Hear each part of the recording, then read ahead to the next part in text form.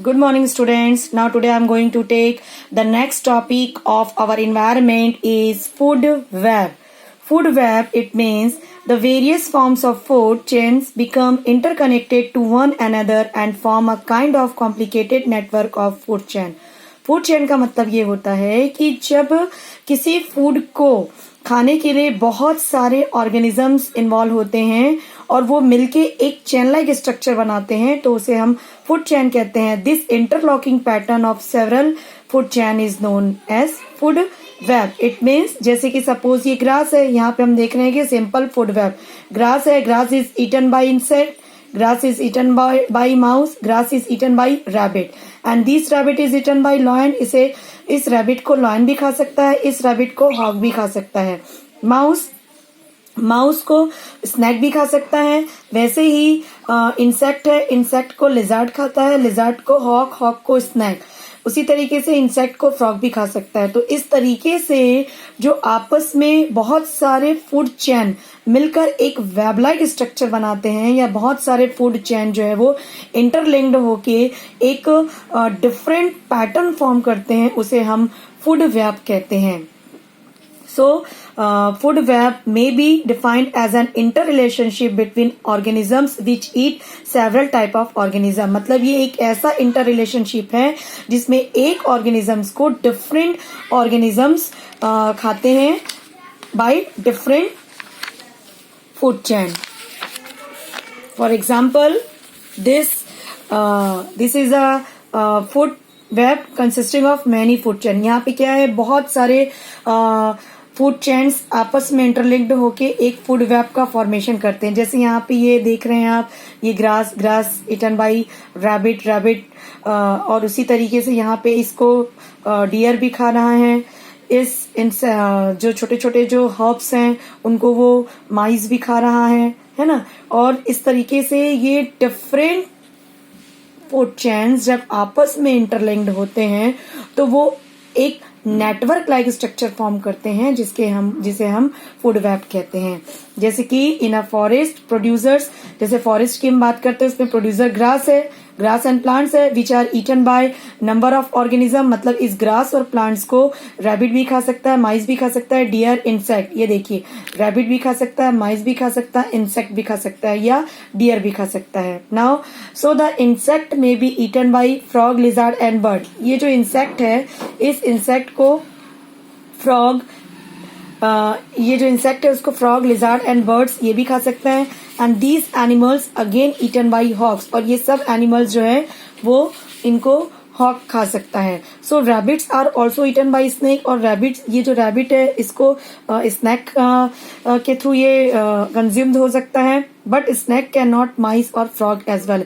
लेकिन ये जो स्नैक है, इस रैबिट को, ये जो रैबिट है इस रैबिट को स्नैक खा सकता है, पर ये स्नैक जो है ना तो रैबिट को खाएगा, ना तो माइस को खाएगा और ना ही तो प्लांट्स को. So according to availability in turn rabbits, deer and other herbivores are eaten by lion. अब इसमें हम देखते हैं कि जो रैबिट, डियर और दूसरे जो हर्बीवोर्स हैं ये सारे के सारे लॉयंस के थ्रू खाते हैं. And a complex network of food chain is form, और इस तरीके से एक कॉम्प्लेक्स नेटवर्क फॉर्म होता है. So such a network maintain ecological balance in ecosystem.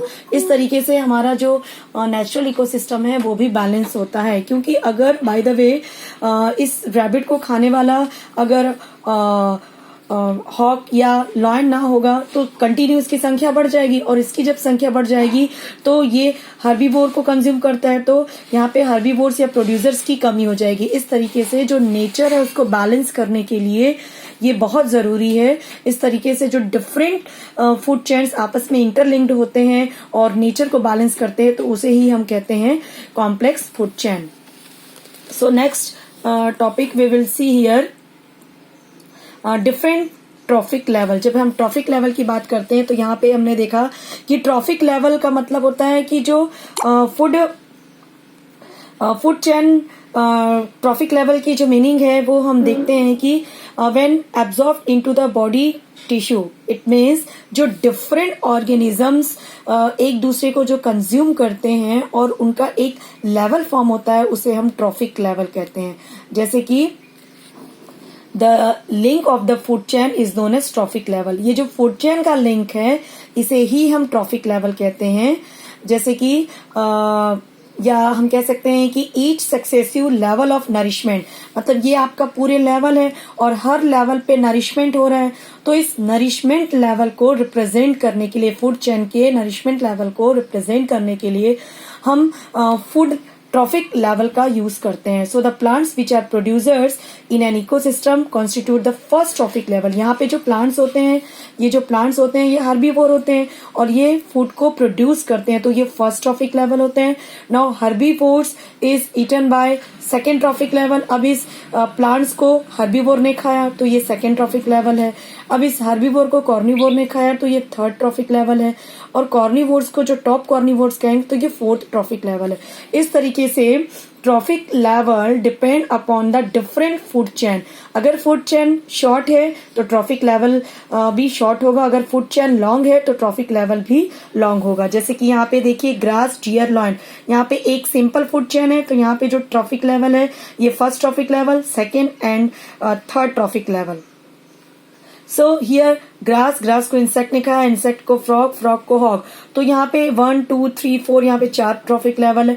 So according to food chain the different trophic levels are present. यहाँ पे हमने देखा इंसेक्ट, यहाँ पे जो प्रोड्यूसर है, producers eaten by primary consumer eaten by secondary consumer and this secondary consumer eaten by tertiary consumer. So this is the level of trophic level. So ये trophic level जो है वो थर्ड ट्रॉफिक लेवल भी हो सकता है।